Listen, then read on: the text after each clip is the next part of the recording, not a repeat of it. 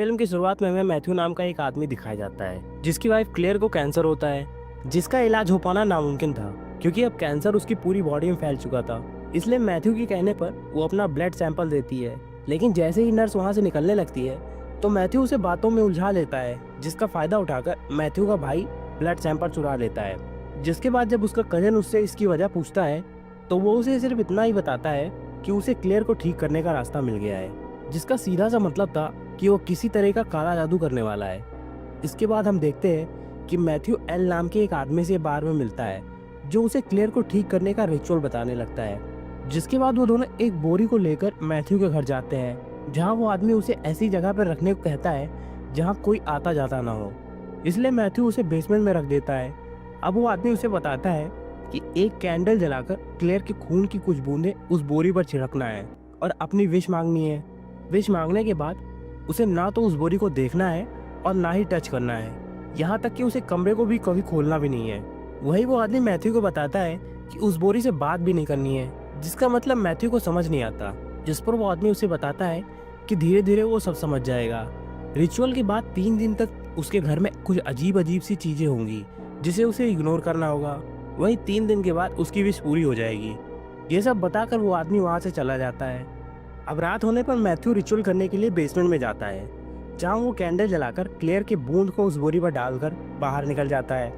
लेकिन तभी दरवाजा बंद करते हुए गलती से उसके हाथ से उसका लाइटर कमरे में गिर जाता है, जिसे वो लेने के लिए अंदर चला जाता है और गलती से वो उस बोरी को भी देख लेता है जो कि हिल रही थी। मैथ्यू लाइटर लेकर तुरंत बाहर तो आ जाता है, लेकिन उससे रिचुअल का ये नियम टूट गया था। वहीं इसके बाद हम देखते हैं कि मैथ्यू ने क्लेयर के लिए एक स्टूडियो भी बनाया था। दरअसल वो दोनों एक सिंगर थे, इसलिए मैथ्यू चाहता था कि वो लोग वहाँ गाने रिकॉर्ड कर सकें। वो ये सारी बातें अपनी कज़न से कर ही रहा होता है कि उसे क्लेयर की आवाज़ सुनाई देती है, जिस पर वो जल्दी से भागकर उसके रूम में जाता है, लेकिन क्लेयर तो सो रही थी, जिस पर वो इसे सिर्फ एक भ्रम समझकर भूल जाता है। अगले दिन किचन में काम करते हुए उसे एक बार फिर से क्लेयर की आवाज़ आती है, जो कि अब काफ़ी तेज़ हो गई थी। जिसके बाद जब वो उसके कमरे में जाकर देखता है तो उसे क्लेयर सोती हुई मिलती है, जिस पर उसे समझ आ जाता है कि ये सब उस बोरी की वजह से हो रहा है। जिसके बाद हम देखते हैं कि मैथ्यू और उसका कज़न गोल बॉल से खेल रहे होते हैं, तभी उनकी बॉल गलती से बेसमेंट में चली जाती है। वही जब उसका भाई उसे लेने जाने लगता है तो मैथ्यू उसे बेसमेंट में जाने से मना कर देता है। जिसके बाद मैथ्यू तो वहाँ से चला जाता है। वहीं उसके जाने के बाद उसका भाई बेसमेंट के अंदर चला जाता है। अब उसने ना कि बेसमेंट को खोल दिया था, बल्कि उसने उस बोरी को भी देख लिया था। जिसके बाद वो मैथ्यू से उस बोरी के बारे में पूछने लगता है, जिस पर मैथ्यू उसे बेसमेंट खोलने के लिए गुस्सा करने लगता है। जिसके बाद से मैथ्यू के साथ अजीब अजीब सी चीजें होने लगती हैं। अब उसे अजीब अजीब आवाज़ सुनाई देने लगती है, यहाँ तक कि उसे अजीब तरह के कॉल आते थे। वहीं अब उसे एक लड़की भी दिखाई देती थी जिसके हाथ पर काला निशान था, जिसे अब मैथ्यू भी डरने लगा था। ऐसे ही एक दिन उसे एक पार्सल मिलता है जो उसकी वाइफ क्लेयर ने मंगवाया था। वहीं जब मैथ्यू उसे खोलता है तो उसे उसके अंदर से क्लेयर का कटा हुआ सर मिलता है, जो देखकर वो काफ़ी डर जाता है और उस बॉक्स को दूर फेंक देता है।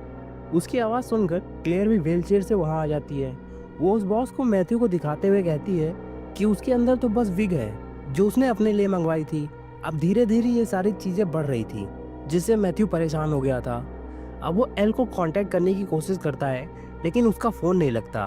अगले दिन मैथ्यू देखता है कि क्लेयर अब खुद से चलकर किचन तक आ गई है। उसे ऐसा लगता है कि शायद ये रिचुअल का असर है, जिसकी वजह से वो जल्दी ठीक हो रही है।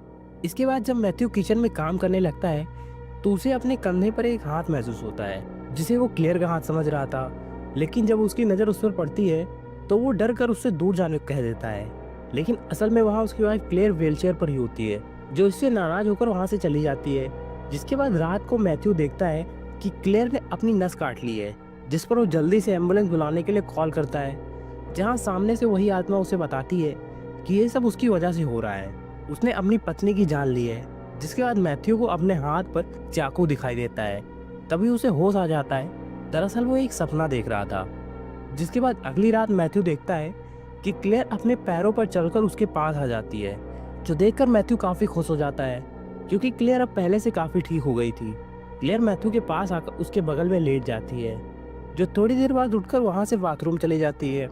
तभी मैथ्यू को एक फ़ोन आता है, जिसे उठाते ही मैथ्यू डर के मारे कांपने लगता है, क्योंकि कॉल पर उसकी वाइफ क्लेयर की थी, जो अपने कमरे में ही थी। जिसका मतलब था कि जो अभी वहाँ पर है वो असल में एक आत्मा थी। मैथ्यू तुरंत वहाँ से उठकर क्लेयर के कमरे में चला जाता है, जहाँ वो सच में बेड पर लेटी थी। वहाँ से बाहर आकर मैथ्यू देखता है कि वही आत्मा जिसके हाथ में काला निशान है उसे बाहर बुला रही है।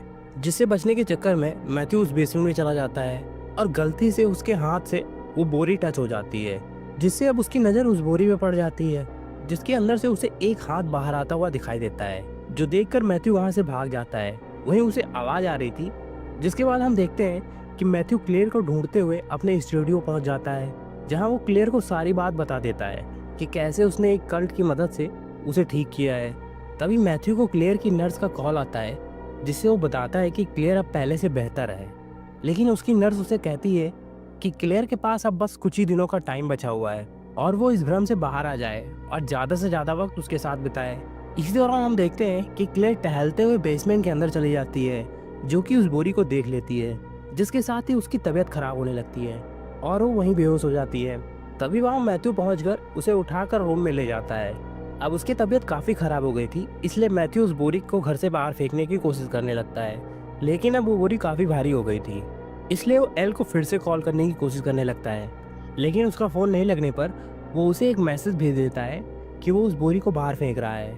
जिसके बाद हम देखते हैं कि अब वो सारी चीज़ें काफ़ी ज़्यादा बढ़ गई हैं। जिसके बाद मैथ्यू उसे ढूंढने का फैसला करता है और वो वापस उसी बार में जाता है जहाँ से उसे एल के घर का एड्रेस मिल जाता है। वहाँ पहुंचकर वो देखता है कि दरवाज़ा एक लड़की ने खोला है, जिसे देखकर मैथ्यू शॉक हो गया था, क्योंकि ये वही लड़की थी जो मैथ्यू को बार बार दिखाई देती थी। जिसके बाद वो लड़की उसे एल के पास ले जाती है, जहाँ एल से बात करने पर वो मैथ्यू को बताता है कि दरअसल उस बोरी के अंदर कई सारी आत्माएं हैं जो किसी को ठीक नहीं करती, बल्कि उसका रूप ले लेती हैं और उसके बाद वो उस इंसान को मार देती हैं। एल उसे बताता है कि वो उस लड़की का ही एक रूप है जिसे उसने इस तरह ही पाया है। जिसके बाद उन आत्माओं ने उसकी बेटी को मार दिया था। ये सब जानकर मैथ्यू वापस अपने घर आ जाता है, जहाँ उसे घर के बाहर उसका कजिन दिखाई देता है, जिसके साथ अंदर जाने पर उसे क्लियर मरी हुई मिलती है, जो देखकर पहले तो मैथ्यू दुखी हो जाता है, लेकिन फिर अचानक से उठकर वो अपने कजिन के साथ मिलकर उस बोरी को कमरे में ले आता है, जिसके अंदर वो क्लेयर की लाश को डाल देता है, जो देखकर उसका कजिन उसे वहां से बाहर भेज देता है और खुद वहीं कमरे में रुक जाता है। उसे ये सब मैथ्यू का पागलपन लग रहा था। वो जैसे ही क्लेयर की लाश को निकालने के लिए पीछे मुड़ता है तो उसे बोरी के अंदर से एक लड़की की आत्मा बाहर आती हुई दिखाई देती है, जो उस पर हमला कर देती है, जिससे उसे काफी गहरी चोट लग जाती है। जब वो कमरे से बाहर आता है तो उसे देखकर मैथ्यू काफी ज्यादा डर जाता है। वहीं इसके बाद हम वो आत्मा को देखते हैं जो कि अब मैथ्यू के ऊपर हमला कर देती है। वो मैथ्यू के ऊपर चढ़ जाती है, वहीं उसके मुंह से काले रंग का कुछ निकलने लगता है।